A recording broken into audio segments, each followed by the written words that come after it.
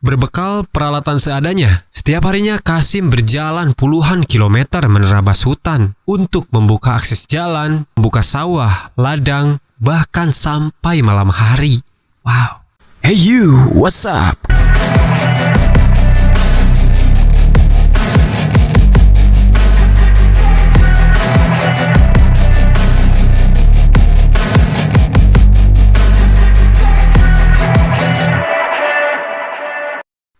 KKN, Kuliah Kerja Nyata atau KKN. Dulu pernah ada seorang mahasiswa yang menjalani KKN hingga belasan tahun. Mungkin serasa gak mungkin, tapi ini mungkin dan ini nyata. Yap, ini merupakan kisah inspiratif dari Muhammad Kasim Arifin, yang mungkin pada saat itu sosok Kasim banyak sekali digemari oleh para mahasiswa dan juga para warga yang terbantu akan jasa-jasa Kasim.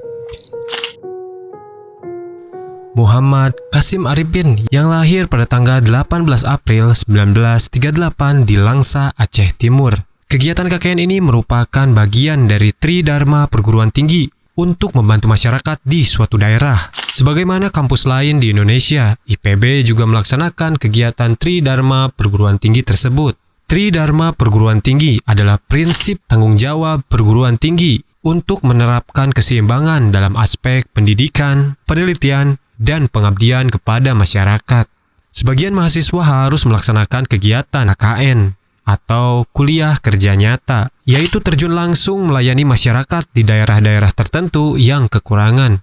KKN biasanya selesai dalam waktu beberapa bulan saja. Tapi apakah kalian tahu, dulu pernah ada seorang mahasiswa yang menjalani KKN selama belasan tahun. Wow. Kisah inspiratif ini datang dari Muhammad Kasim Arifin, mahasiswa Fakultas Pertanian Institut Pertanian Bogor atau IPB. Ia menjalani KKN selama 15 tahun di Desa Waimital, Pulau Seram, Maluku. Pada saat itu Kasim dikirim sama teman-temannya untuk menjalani KKN tersebut. Program ini rencananya akan dilakukan selama 3 bulan saja dalam memperkenalkan program Panca Usaha Tani. Pada saat itu Kasim dan teman-temannya melakukan berbagai macam kegiatan, mulai dari membuka akses jalan yang mengharuskan mereka berjalan puluhan kilometer, membangun sawah-sawah, membuat irigasi, dan masih banyak program yang lainnya yang dilakukan oleh Kasim dan teman-temannya. Tujuannya untuk membangun kesejahteraan bagi warga yang ada di Waimital. Setelah 3 bulan, akhirnya teman-teman Kasim pun beranjak untuk meninggalkan desa tersebut. Namun, Kasim di sini rupanya masih ingin tetap berada di Waimital karena ia merasa tugasnya selama ini di Waimital belum selesai. Teman-temannya sempat membujuk Kasim untuk ikut bersamanya pulang ke kota untuk menyelesaikan kuliahnya. Namun, Kasim di sini bersikeras untuk tetap berada di Waimital. Akhirnya, teman-teman Kasim pun pergi.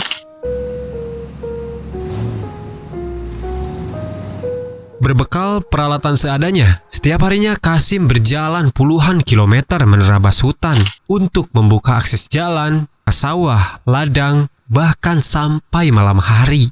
Wow. Bukan cuma ngurusin soal pertanian, Kasim di sana juga berperan sebagai guru ngaji dan menginisiasi untuk pembangunan musola pertama di Waimital. Serta Kasim pun memiliki anak asuh yang dibesarkan dari remaja hingga menikah.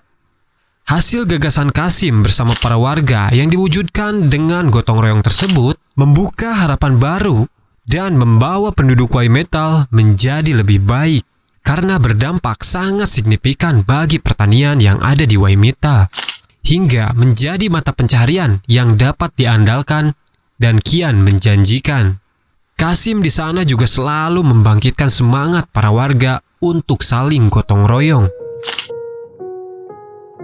Memilih tinggal lebih lama di Waimital membuat orang tua Kasim makin khawatir. Orang tuanya di sini meminta Kasim untuk segera pulang, namun tidak diiyakan Kasim. Pada saat itu, rektor IPB pun sama meminta Kasim untuk segera pulang dan menyelesaikan studinya. Namun, Kasim pun tidak mengiyakan hal tersebut. Kecintaan dan kedekatan Qasim bersama warga di sana sangatlah harmonis, serta keinginan Qasim untuk memajukan desa tersebut sangatlah kuat. Itulah mengapa Qasim menjadi lebih nyaman untuk tetap berada di sana. Qasim berada di sana tanpa bantuan dari siapapun. Semua yang Qasim lakukan murni dari dirinya sendiri. Hingga akhirnya sahabat Qasim yang bernama Saleh Widodo datang langsung ke Y Metal untuk menjemput Qasim. Akhirnya, dengan segala rayuan dan bujukan Saleh Widodo, akhirnya Qasim memutuskan untuk ikut pulang bersama Saleh Widodo setelah pengabdiannya selama 15 tahun di Y Metal.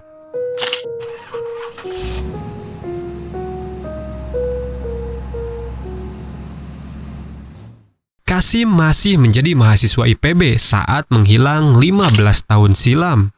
Qasim kembali ke kota menggunakan baju lusuh dan sendal jepit. Tapi di sana Qasim disambut sangat meriah, layaknya seorang pahlawan yang baru kembali dari medan laga. Keren. Akhirnya Qasim diwisuda pada tanggal 22 September tahun 1979. Tentu hari itu menjadi hari yang sangat istimewa. Qasim banyak dikelilingi oleh teman-temannya. Walaupun Qasim hanya menggunakan baju lusuh dan sendal jepit, teman Qasim berinisiatif untuk membawakan jas dan sepatu agar Qasim pakai. Namun di sini Qasim sempat menolaknya untuk tidak mau memakainya. Teman-teman Qasim sudah lama sarjana dan banyak dari mereka yang sudah menjadi pejabat. Tapi berbeda dengan Qasim. Qasim hanya seorang petani yang bersahaja, tapi justru Qasim lebih jauh menjulang namanya dibandingkan orang lain. Kalau kalian punya cerita, baik sejarah, kisah, kasus, tragedi, horor, bahkan misteri, boleh kirimkan cerita kalian ke email di bawah ini.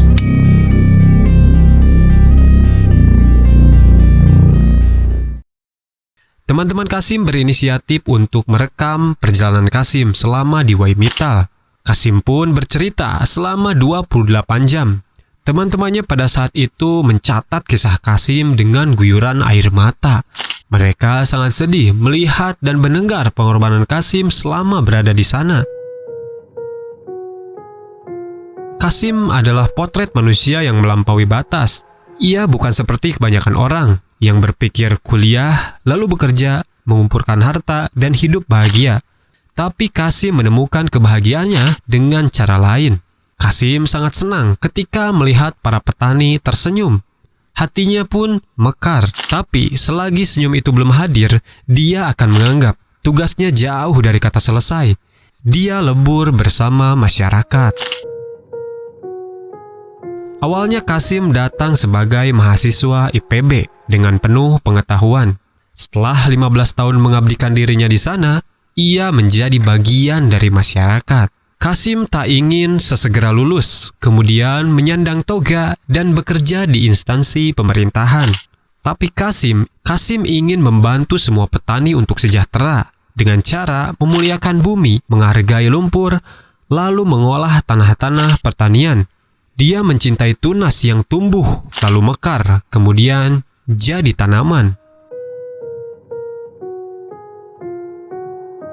Berkat keinginannya dalam memajukan desa di Y Metal, nama Qasim pun dijadikan nama sebuah jalan yang ada di sana.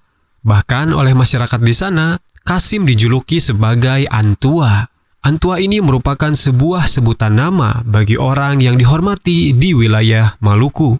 Qasim pun mendapatkan gelar yang sangat luar biasa, gelar Insinyur Pertanian Istimewa. Bukan cuma sekedar insinyur pertanian aja ya, tapi pakai istimewa. Keren. Qasim mendapatkan semua itu bukan karena hasil skripsi yang sempurna atau hasil ujian kampus yang bagus, melainkan Qasim mendapatkan semua itu berkat pengabdiannya selama 15 tahun di Y Metal, Pulau Seram, Maluku. Selain itu, Qasim juga mendapatkan penghargaan Kalpataru dari pemerintah pada tahun 1982 untuk jasa-jasanya membangun masyarakat desa dengan wawasan lingkungan hidup.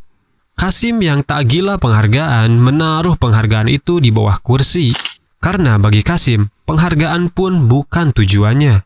Ketika itu Qasim mendapatkan tawaran untuk studi banding ke Amerika, namun Qasim menolaknya. Setelah wisuda, Qasim pun mendapatkan banyak sekali pekerjaan, namun Qasim menolaknya dan memilih untuk kembali ke Waimittal. Setelah beberapa saat di Waimittal, akhirnya Qasim mau menerima pekerjaan sebagai dosen di salah satu universitas Syiah Kuala Banda Aceh. Kemudian Qasim pensiun dari jabatannya sebagai dosen pada tahun 94. Qasim menjadi aktivis lingkungan hingga akhir hayatnya. Itulah kisah inspiratif dari Muhammad Qasim Arifin. Meski kini sosoknya telah tiada, namun cerita dari Qasim ini bisa menginspirasi anak muda Indonesia untuk terus berkarya sesuai bidang yang disukainya. Nama Muhammad Qasim Arifin akan selalu dikenang sebagai sosok mahasiswa sejati yang memberikan tauladan lewat nilai-nilai etos kerja, dedikasi, dan kesederhanaannya demi memajukan desa dan mensejahterakan para petani yang ada di Waimittal, Pulau Seram, Maluku.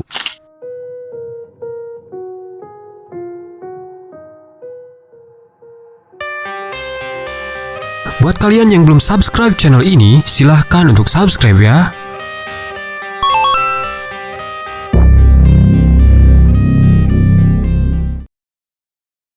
Gak kebayang gitu ya, KKN 15 tahun mengabdikan diri kepada masyarakat tanpa pamrih, tanpa digaji di pelosok Maluku. Semoga kisah ini menjadi kisah inspiratif bagi kita semua, khususnya generasi muda Indonesia ya. Gimana? Kalian mau coba?